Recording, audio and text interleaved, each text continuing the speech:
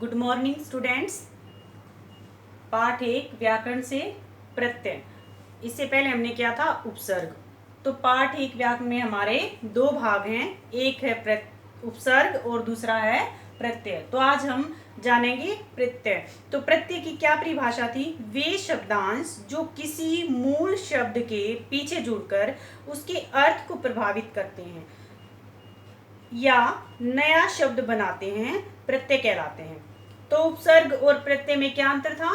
उपसर्ग जो हैं मूल शब्द के पूर्व में लगकर नया शब्द बनाते हैं, और प्रत्यय जो हैं वो शब्द के पीछे जुड़कर नया शब्द बनाते हैं या अर्थ को प्रभावित करते हैं, तो प्रत्यय कहलाते हैं। तो इनकी विशेषता, ये भी उपसर्ग की तरह शब्दांश ही होते हैं। इनका कोई स्वतंत्र अर्थ नहीं होता, इनका भाषा में स्वतंत्र प्रयोग नहीं होता। ये किसी शब्द के बाद में जुड़कर अर्थवान होते हैं, अर्थात अर्थ देते हैं। इनका प्रयोग भी विकारी शब्दों के साथ होता है। जिस तरह से उपसर्ग का भी विकारी शब्दों के साथ प्रयोग होता था, तो इनका भी हम विकारी शब्दों के साथ ही प्रयोग करते हैं। प्रत्यय के योग में संधि नहीं होती है, इसके योग से सामासिक पद बनते हैं। यदि प्रत्यय का प्रथम वर्ण स्वर हो तो मूल शब्द के अंतिम वर्ण पर मात्रा लगा दी जाती है। इसे ध्यानपूर्वक समझे बेटा। यदि प्रत्यय का प्रथम वर्ण स्वर हो तो मूल शब्द के अंतिम वर्ण पर मात्रा लगा दी जाती है। यदि प्रत्यय का प्रथम वर्ण व्यंजन हो तो मूल शब्द के साथ संयोग की तरह जुड़ता है। प्रत्यय के प्रकार। अब हमने क्या बोला विशेषता में कि ये विकारी शब्दों से जुड़ते हैं। विकारी शब्द हमारे पास कितने हैं? संज्ञा 1, सर्वनाम 2,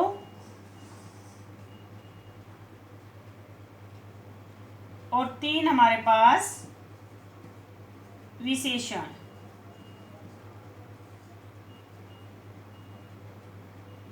और चौथा आ गया हमारे पास क्रिया। तो ये हमारे पास 4 शब्द हैं, 4 विकारी भाग हैं, और हमारे प्रत्यय के प्रकार हैं 2। अब कैसे? पहले हम इनका अर्थ समझते हैं। संज्ञा क्या है? नाम। ये किसकी जगह है? यानी कि दुनिया में जितने भी नाम हैं, संसार में जितने भी नाम हैं, सारे संज्ञा हैं। और संज्ञा की जगह सर्वनाम, सबका नाम, ये प्रयुक्त होते हैं। और विशेषण क्या करता है? इन दोनों की विशेषता बताता है। विशेषण इन दोनों की विशेषता बताता है। तो ये तीनों एक में चले जाएंगे, ये हमारे तीनों आ जाएंगे एक में। नाम के अंदर हमारे पास क्या बचा? क्रिया, ये आ जाएगी हमारी धातु में। तो अब देखिए, 2 प्रकार हमने देखे प्रत्यय के, कृत या कृत या कृदंत प्रत्यय।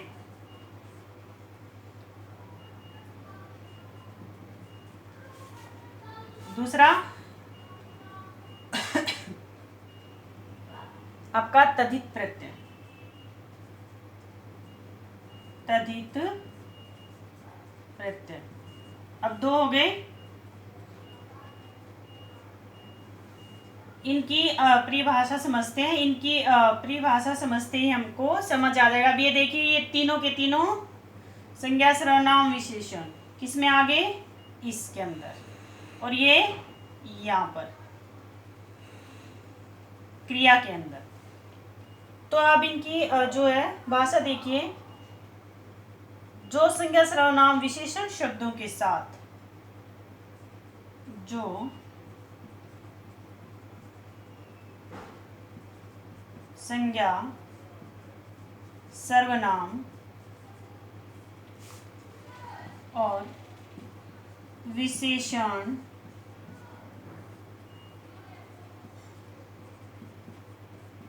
शब्दों के साथ जुड़ते हैं उन्हें तद्धित प्रत्यय कहते हैं। और इनसे किनसे? तद्धित से। इनसे बनने वाले शब्द तद्धितांत कहलाते हैं।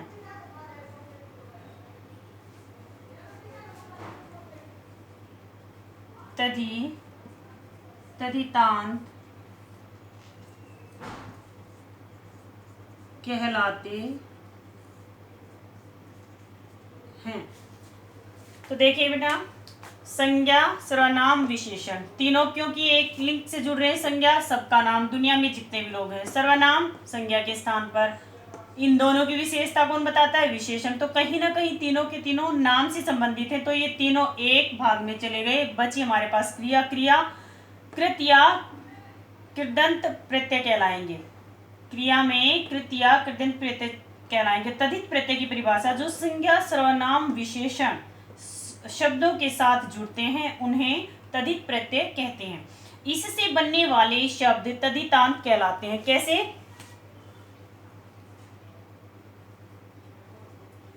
तद्धित प्लस अंत, जिसके अंत में तद्धित हो। इसका ए और इसका ए बन गया आ बराबर तद्धितांत।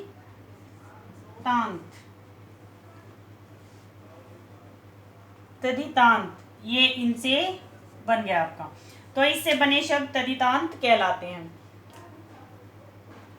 अब आपका ये मैं हटा देती हूँ यहाँ से। इतना आप कर लिया होगा, आपने समझ में आ गया होगा। तद्धित प्रत्यय जो संज्ञा, सर्वनाम, विशेषण शब्दों के साथ जुड़ते हैं उन्हें हम तद्धित प्रत्यय कहलाते हैं। और तद्धित प्रत्यय से बनने वाले शब्दों को हम तद्धितांत प्रत्यय कहते हैं या तद्धितांत कह देते हैं सीधा। तो अब आपका कृत प्रत्यय देखेंगे। कृत प्रत्यय, कृत प्रत्यय क्रिया या धातु पदों के साथ जुड़ने वाले। अब इसकी परिभाषा, क्रिया या धातु। धातु इसलिए कहेंगे क्योंकि हमारे जो हिंदी में है वो धातुएं नहीं होती। हिंदी में हमारी क्रिया होती है।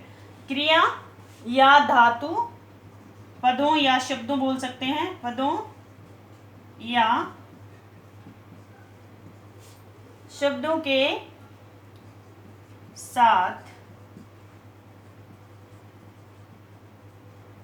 जुड़ने वाले प्रत्यय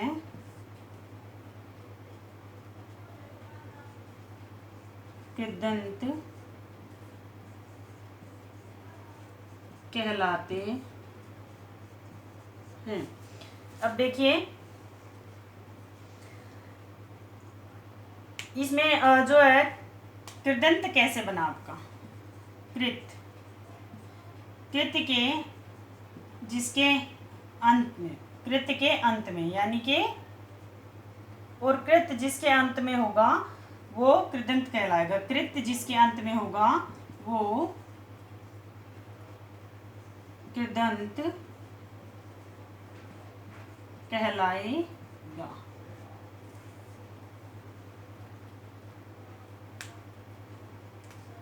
अब इसका उदाहरण देखते हैं। जैसे बनावट, सजावट, इसका उदाहरण ऊपर लिख देती हूँ मैं। अब इसको हटा देती हूँ कृदंत प्रत्यय का कि हमें कैसे निकालना है। पहली बात तो बेटा, प्रत्यय को निकालने के लिए हमें शब्द को धीमे धीमे उच्चारित करना होगा, बिल्कुल धीरे धीरे। जो अंतिम ध्वनि होगी वो प्रत्यय होगी। प्रत्यय को निकालने के लिए शब्द को धीमे धीमे उच्चारित कीजिए, अंतिम ध्वनि प्रत्यय होगी। अब जैसे ही हम प्रत्यय निकाल लेते हैं तो मूल शब्द हमें पता चल गया। तो मूल शब्द संज्ञा है, विशेषण या सर्वनाम। चलो संज्ञा विशेषण सर्वनाम को भी छोड़ो। अगर आपको संज्ञा, सर्वनाम और विशेषण नहीं पहचान में आते हैं तो जो इनको छोड़कर आप क्रिया को पहचान लो। अगर क्रिया है तो कृदंत प्रत्यय में आएगा, और अगर क्रिया या धातु नहीं है तो सारे के सारे तद्धित प्रत्यय में चले जाएंगे। इसको फिर दो नियम मैंने बताए हैं प्रत्यय को निकालने के। प्रत्यय को निकालने के लिए सबसे पहले शब्द को धीमे धीमे उच्चारित करना है, अंतिम ध्वनि जो प्राप्त होगी हमें वो प्रत्यय होगी।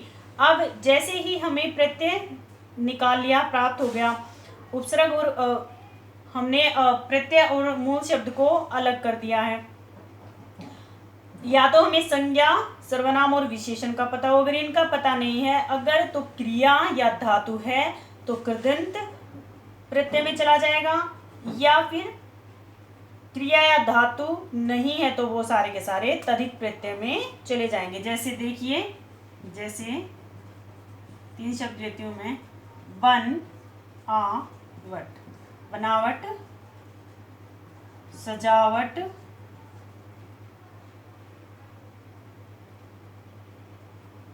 ठीक है, बनावट, सजावट, 2 शब्द ले लिए हमने यहाँ पर। अब देखते हैं प्रत्यय हमें बन, यहाँ पर बनाना, आवट, तो क्या है क्रिया, और क्रिया किस में जाएगी, सजावट। सजावट में भी सजना, सज हमारी धातु और ना प्रत्यय तो सजना, और आवट ये हमारा प्रत्यय, इधर भी प्रत्यय, और ये सज धातु, बन धातु और क्रिया, दोनों के दोनों आवट किससे हैं, आवट प्रत्यय से जुड़े हुए हैं। आवट प्रत्यय से जुड़े हुए हैं तो किस में चले जाएंगे, हमारे कृत प्रत्यय में,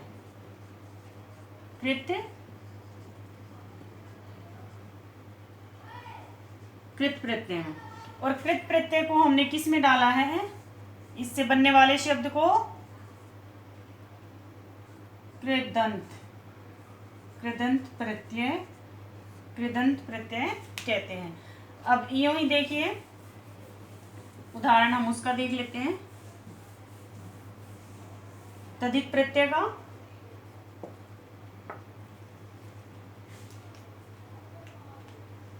अब इसमें से देखिए मिठाई, एक वैसे उदाहरण देख लेते हैं। मिठाई,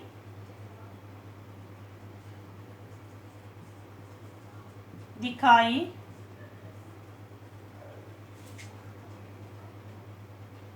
और पढ़ाई। अब इसमें से अगर मूल शब्द आपको छांटने को कह दिया जाए कि मूल शब्द छांटिए, तो मीठा प्लस आई, लिख योग आई, पढ़ योग आई। अब यहाँ पर हमारे पास क्या है, ये और ये धातु है, ये भी हमारे पास धातु है, मीन्स क्रिया है। लिख, लिखना क्रिया, पढ़ क्रिया, धातु पढ़ना। अब इसको देखें, आप दूसरा आ जाएगा कि इसमें कई तरह से आपका प्रश्न बन जाएगा, कैसे कि भी तद्धित प्रत्यय कौन सा है, या इनमें से कृत प्रत्यय किस में नहीं है। अब इसमें देखो पढ़, लिख, ये अलग आपका। मिठाई ये तो गुण है, गुणवाचक विशेषण है, और गुणवाचक विशेषण किस में जाता है, कौन से भाग में, हमने 4 विकारी शब्द लिए थे और उनके 2 भाग किए थे। संज्ञा, सर्वनाम, विशेषण किस में जाते हैं, तद्धित प्रत्यय में। तो अपने आप आ गया, ये दोनों आपके किसके अंदर हैं? कृत्य के। ये कृदंत के हैं आपके, कृदंत प्रत्यय, दो शब्द पढ़ाई और लिखाई। और ये आपका जो मीठा है गुणवाचक, क्योंकि ये क्रिया नहीं है, ये गुण की विशेषता बता रहा है, मीठी की विशेषता। और विशेषण किस में जाता है? तद्धित में।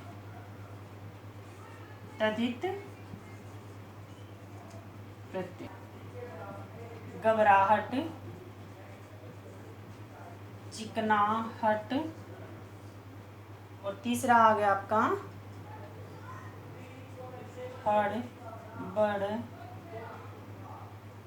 हड़बड़ाहट। अब ये देखिए, प्रत्यय आहट, प्रत्यय आहट और प्रत्यय आहट। अब एग्जामिनर ने क्वेश्चन पूछा हमसे कि निम्न शब्दों में से किस प्रत्यय का प्रयोग हुआ है, तो आसानी से बता दिया हमने, आहट शब्द का।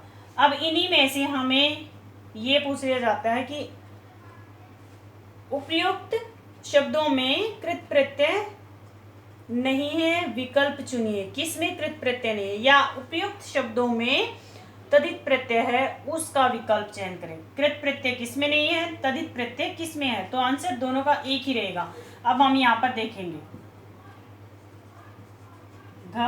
घबराना जमा योग आहट, क्रिया निकलाई, ये हमारा प्रत्यय होगा।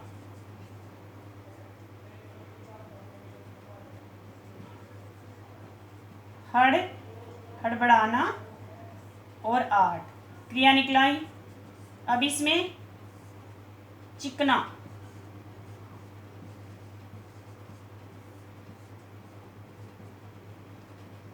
चिकना, क्या ये क्रिया है चिकना? नहीं, ये विशेषता।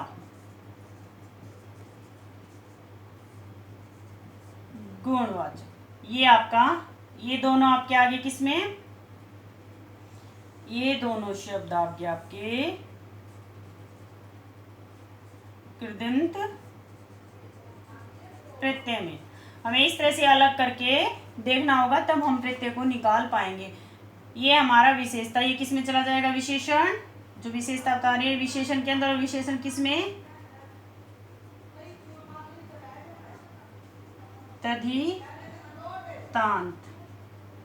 तद्धितांत प्रत्यय में। इससे आगे फिर करेंगे।